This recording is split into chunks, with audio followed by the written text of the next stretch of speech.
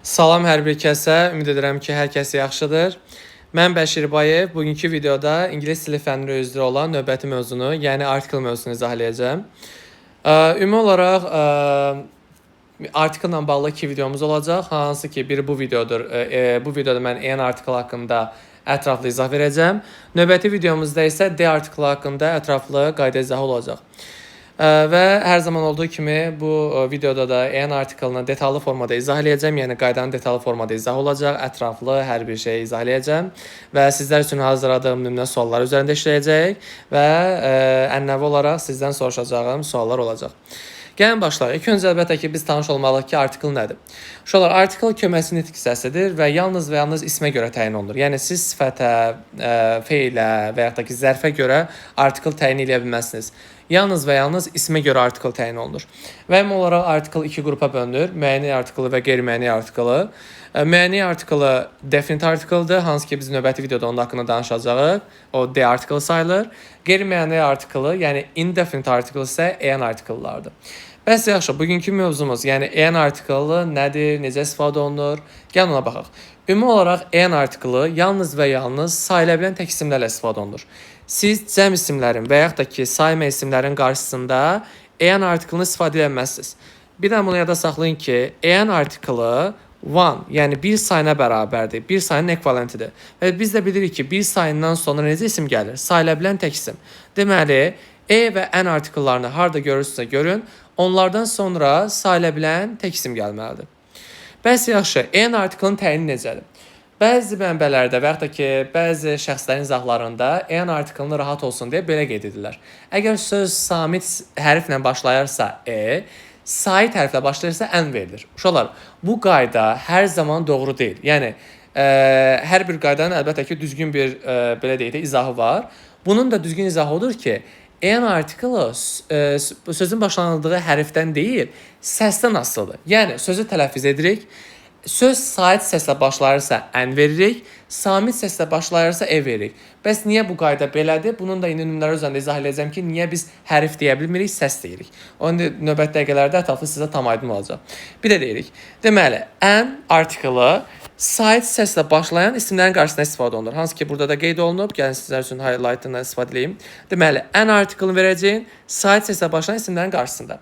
Məsələn, bu sözə baxsaq, gəlin elə bunun izahından verək. Görürük ki, bu söz samit hərflə başlayır. Bəs necə oldu ki, samit hərflə başlayanda biz n artikeli verdik? Deməli, biz nəyinə baxmaq mütləq və mütləq tələffüzünə.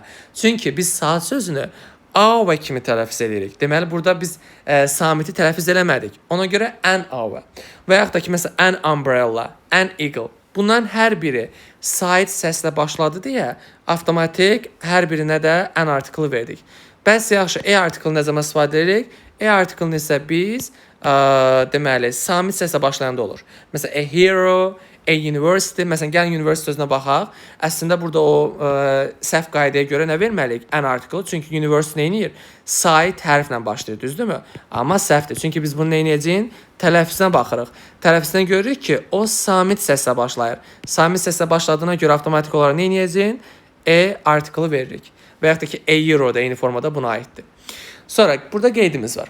Əgər ismin qarşısına sifət varsa, artikel sifətin qarşısına keçir və həmin sifətin sait və yaxud da samitlə və yaxud da samit səslə başlaması nasıl olur?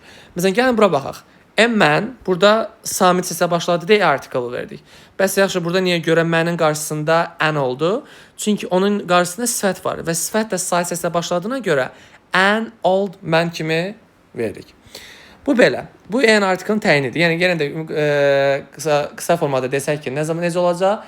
N say səslə başlayanda verəcəyim, e samit səslə başlayanda verəcəyim. Bəs yaxşı, hansı hallarda qeyri-müəyyən artikel, yəni en istifadə olunur? Yəni, bir qayda olaraq onsa sizin üçün dedik ki, sayıla bilən tək isim gördünüzsə, en artikel verəcəksiniz. Məsələn, a tree, a table, a nest, an umbrella. Bunların hər birində sayıla bilən tək isimdir deyə, hər birində də görürsünüz, en artikeli var. İkinci qaydamız, haqqında ilk dəfə danışılan, yəni dinləyənə hələ məlum olmayan sayıla bilən tək isimlərlə də avtomatik olaraq en artikel istifadə olunacaq. Bəs adından da bəlli olduğu kimi bu qeyri-müəyyənlikdir.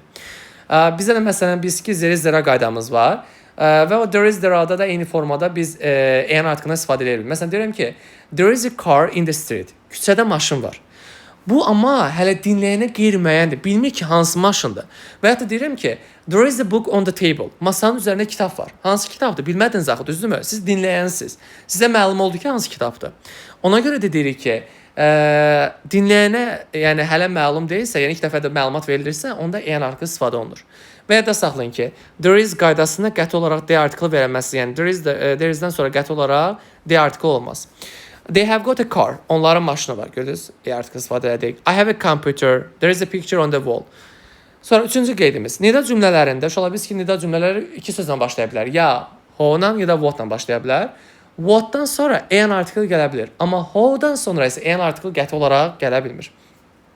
Məsələn, burada fikir versək, what a wonderful city it is. Burada city'yə görə sahibənin təqsimdir deyə article verdik. What a beautiful girl she is. Burada girl sahibənin təqsimə görə article verdik. Şəxsin və əşyanın kim və nə olduğunu bildirən zaman sənət, peşə ifadə edən isimlərlə də avtomatik sahibənin təqsimlərdirlərsə, yəni article verəcəyik. Məsələn, my brother is an electric. Burada sahibənin təqsimdir deyə article verdik. Wicca is a lawyer. Lawyer sahibənin təqsimdir deyə article verdik. This is a pen. Burada pen sahibənin təqsimində article verdik. Yəni gördünüz ki, buradakı nümunələrdə hamısı eyni şeydir. Sahibənin təqsimdirsə, an article verməlisiniz. Sonra such, rather, quite sözlərindən sonra sahibənin təqsim gəlində article istifadə etməlisiniz. Məsələn, it is such an interesting book. Book sahibənin təqsimdir, ona görə də article verdik. Amma yadda saxlayın ki, burada görürsünüz article saçdan sonra gəlir. It is rather a good idea. Burada da idea sahibənin təqsimdir, ona görə article verdik. It was quite a nice day. Day sahibənin təqsimdir deyə article verdik. Vaxt, məsafə, məbləğ, ölçü bildirən isimlərdən də yenə sahibənin təqsimsi article istifadə olunur. Məsələn, week sahibənin təqsimdir, article verdik. Kilo sahibənin təqsimində article verdik. Hour sahibənin təqsimində article verdik. Aydındır. 7-ci qayda ilə bağlı mənim sizə ətraflı izahım olacaq növbəti. Gəlin 8-ci qaydaya baxaq. Bəzən saymə isimlər də qarşısında article ola bilər. Əslində biz bilirik ki, saymə isimlərin qarşısında qəti olaraq an article olmaz. Məsələn, a furniture desək səhvdir, an information desək səhvdir və yaxud da ki, a sugar desək səhvdir. Bəs elə bir hal ola bilərmi ki, bunların qarşısında article işlənsin? Bəli. Gəlin onu nə yazaq? Məsələn, deyə bilmərəm mən a furniture. Niyə? Çünki furniture sayıla bilməyən isimdir. Onun qarşısında article olmaz. Amma biz desək ki, furniture shop, burada avtomatik article verməlidir. Çünki bizim belə bir qaydamız vardı. Öncəki videolarda qeyd eləmişəm. Əgər ingiliscəsində 2 isim, 3 dənə isim, 10 dənə isim, fərqi yox, 100 dənə isim yanaş gəlirsə, ən sonuncu ismimiz əsas isim sayılır. Ona görə də avtomatik olaraq biz article verməliyik. Və burada da olacaq nə? A furniture shop. Məsələn, bura baxsaq, information sayılmayasındır. Bəs necə oldu ki, article verdik? Çünki center sayıla bilən isimdir. İndi qaydaq 7-ci qaydamıza. Amma 7-ci qaydanı izah etməmişdən öncə mənim sizə sualım olacaq. Deməli, siz mənə 5 dənə sayıla bilən təqsim yazacaqsınız ki, onların qarşısında a article olsun. 5 dənəsində yazacaqsınız ki, an article-dan istifadə olunsun. Okey, indi gəlirik bu sayılara. Uşaqlar, ilk öncə sayıları, bu sayıları deməmişdən öncə gəlin biz sayıları yadınızda saxlayaq ki, necə istifadə olunurdu. Biz bilirik ki, one-dan sonra gələn isim mütləq sayıla bilən təqsim olmalıdır. Məsələn, one student, one teacher, one book, one pen və s. Amma 2-dən sonsuzluğa qədər avtomatik isim cəmlənir. Məsələn, two students və yaxud da ki, 5 pens, 5 dənə qələm. Düzdürmü? Bəs yaxşı, bizim bu mərtəbə sayılarımız kimi var. Məsələn, 100, 1000, milyon, milyard. Bunlar necə istifadə olunacaq?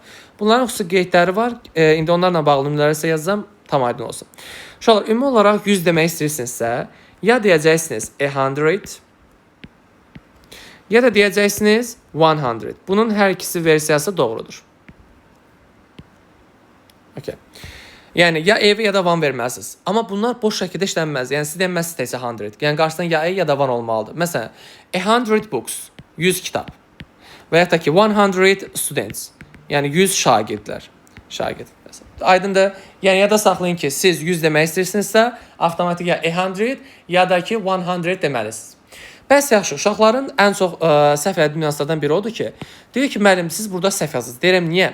Deyir, bəs siz öyrətmişsiniz ki, cəm ismin qabağında artikel olmaz. Bəli, düz öyrətmişəm ki, cəm ismin qabağında an artiklı verə bilməzsiniz. Bəs necə olur deyir, onda burada bu birləşmələrdə siz an artiklı və yaxud da ki, one yazdınız. Uşaqlar, burada bir nüansımız var. Burada üstündən saxına cəm eləməmişəm. Nə nüansdır? Burada siz 100-ə birləşmə kimi baxacaqsınız. Və yaxud da ki, buradakı 100-ə siz birləşmə kimi baxırsınız. Yəni, bir dənə quantifiers, yəni təyinəcilər mövzusuna qayda. Təyinəcələrdə, məsələn, FU-nu yazaq. FU-dan sonra biz bilirik ki, hər zaman cəm isim istifadə edirik. Məsələn, FU teachers. Bəs onda necə olurdu ki, burada biz article olan yerə teachers-dən verdik? Çünki burada FU birləşmə kimi baxırıq. Yəni bunlar bir-birindən ayrılmırlar. Yəni bunu yada saxlayın. Bəs yaxşı, mən necə deyə bilərəm? Məsələn, 200 şagird. 200 şagird demək istəyirəmsə, onda yazıram 200 students. Bunu mütləq və mütləq yada saxlayırsınız. İndi bunlarla bağlı mənim sizə qeydlərim olacaq. Siz də onları mütləq öz kitabınızda yazın, qeyd dəftərinizdə yazın ki, yadınızda qalsın. Bunlar həm səhv, həm də düz versiyalar yazacağam ki, sizə tam aydın olsun. Gəlin başlayaq. Məsələn, birinci versiyada düz versiyada yazdıqlarımı yazacağam. 1 və yaxud da ki, buraya elə E ola bilər. 100 pence. Yəni ya 100 deyə bilərsiniz, ya da ki 100 deyə bilərsiniz. Hər iki versiya doğrudur. Yəni bu doğru. 100. Və yaxud da ki, demək istəyirsinizsə, məsələn 200 dənə, onda olacaq 200 pence. Bu doğru versiyadır. Burada da heç bir problem yoxdur, ona görə please qoyuram. Amma siz demək istəsəniz ki, təkcə belə 100 pence, bu yanlışdır. Niyə? Çünki bizdə mütləq və bunun qarşısında ya E, ya da ki 1 olmalıdır. Və yaxud da ki, gəlin indi ikinci qaydanın səhv versiyasını yazaq. Bəzən uşaqlar tunu görən kimi götürüb 100-də də cəmləyirlər. Xeyr, belə versiya ola bilməz. İndi bunda bir dəqiqə başqa rəqəm. Aha.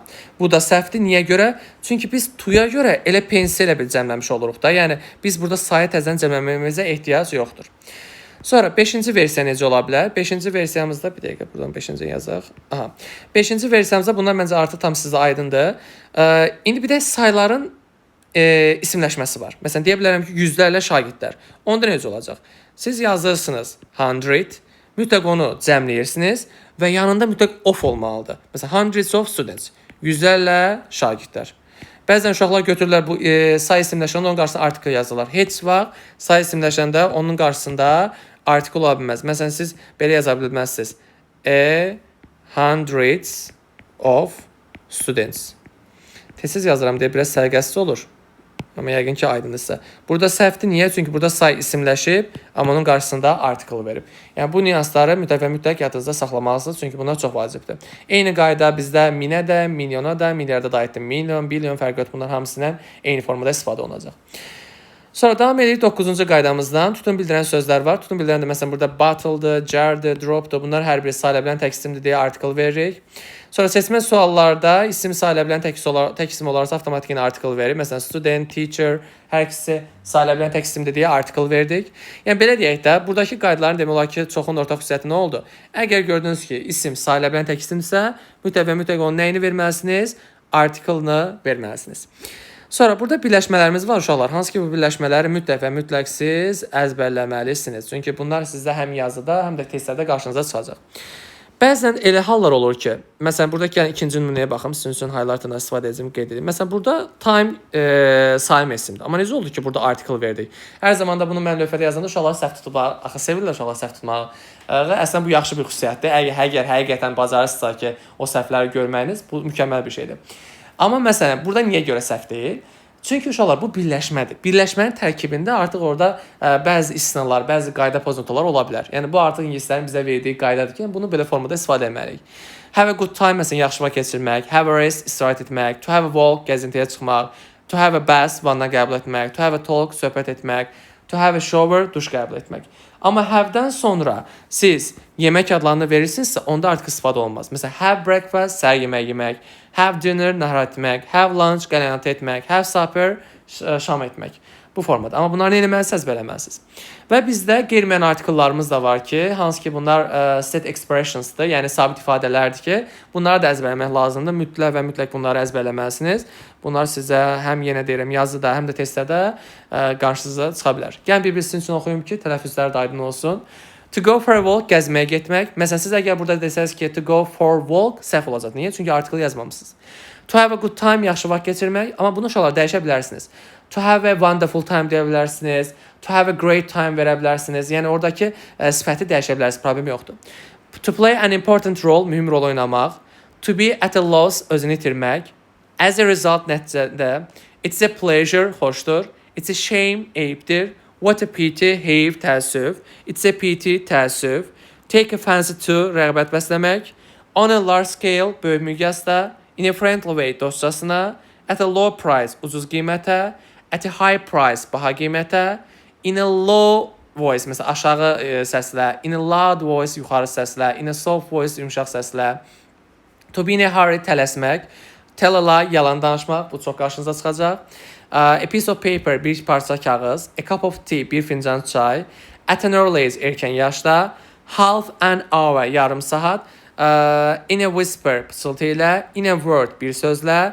To be a success, uğur qazanmaq. An hour and a half, bir saat yarım. Xüsusilə də burada bu iki birləşməni demək istəyirəm. Bunun mənalarını da uşaqlar biraz qarışdırırlar. Gəlin onun qısa yolunu sizə deyim ki, yadınızdan çıxmasın. Xüsusilə də 9 siniflərin short tekstlərində bu birləşmələr çox istifadə olunur. Uşaqları çaşdırmaq üçün də yəni çaşırlar bunlar üzərində. Niyə, nədir Niyaz?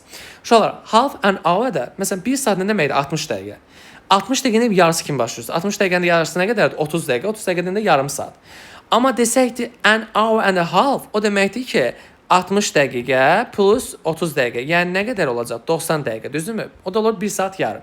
Yəni bunu qarşılamayın. Çünki short tekstdə elə olur ki, yazılır ki, məsələn, mətnin içərisində short tekstdə istifadə olunur half an hour, amma cavabda istifadə olunur məsələn 90 dəqiqə və yaxud da ki 1 saat. Bu səhv olur. Aydındır?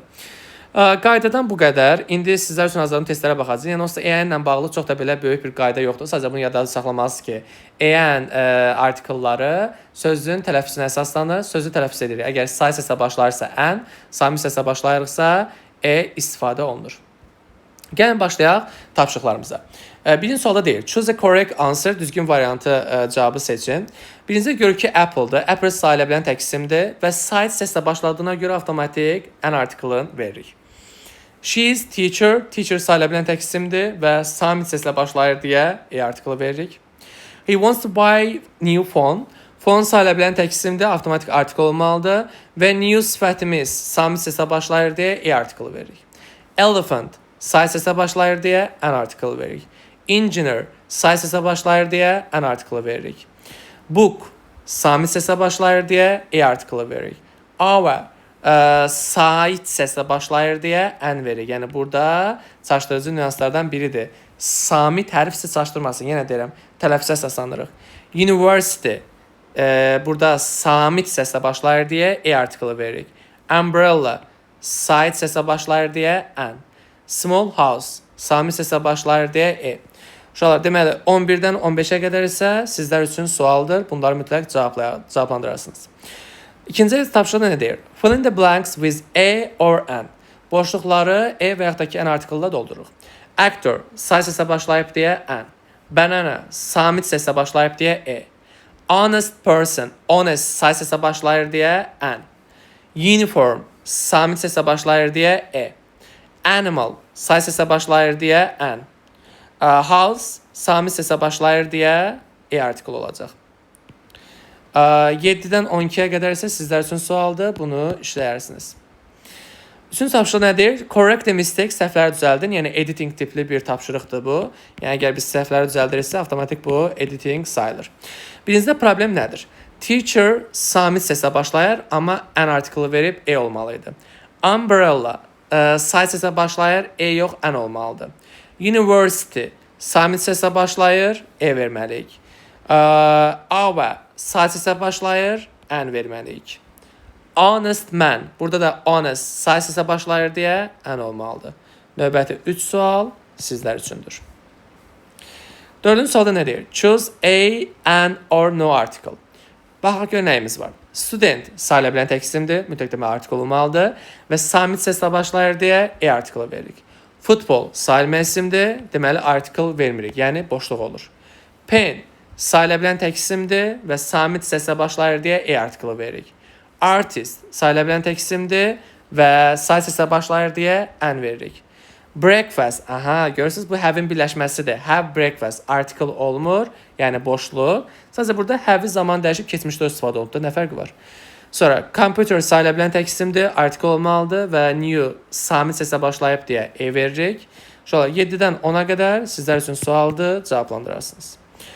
Rewrite the sentence. Cümlələri yenidən yazın, yəni burada da demə boşluqları doldurmalıyıq. Doctor sayıla bilən tək isimdir deyə artikel olmalıdır və summit səslə başlayır deyə artikel verdik. She has an umbrella olacaq. Çünki say səslə başlayır. I saw an elephant. Burada da say səsə başlayır deyə avtomatik an veririk. He's an honest man. Okay. Ona görə an article veririk. 5-ci var burada. Hə, useful. Useful isə samit səsə başlayır deyə e article veririk. It is a useful book. 6-cıda nədir? Bizdən soruşur ki, niyə görə biz bunlara an article veririk? Birinci nədir? An hour. Why do we use an? Niyə görə biz an istifadə edirik? Bunu da artıq demişik. Çünki sait səslə başlayır. Tələffüzdə orada birinci səsimiz tələffüz olunmur. Yəni silent olur. Mən sizin üçün belə bir qeyd yazım, yadınızda qalsın. Yəni o demək ki, o tələffüz eləmirik. University. University sözündə artıq biz orada transkripsiyasına baxsaq görək ki, o samit səslə başlayır. Ona görə e article veririk. Honest person. Yəni burada da bizim ilk hərfimiz silentdır. Yəni o tələffüz olunmur. Ona görə an honest person olur. European country'də də deməli samit səslə başlayır deyə e article-ını veririk. Demək, an article, yəni qeyri-müəyyən artikellarımızdan bu qədər. Ümid edirəm ki, sizə tam aydın oldu. Nəsə sualınız olarsa, əlbəttə ki, sualınız yaranacaq. Mütləq qeyd etməyi unutmayın. Hər birinizə uğurlar. Növbəti videolarda görüşənə qədər.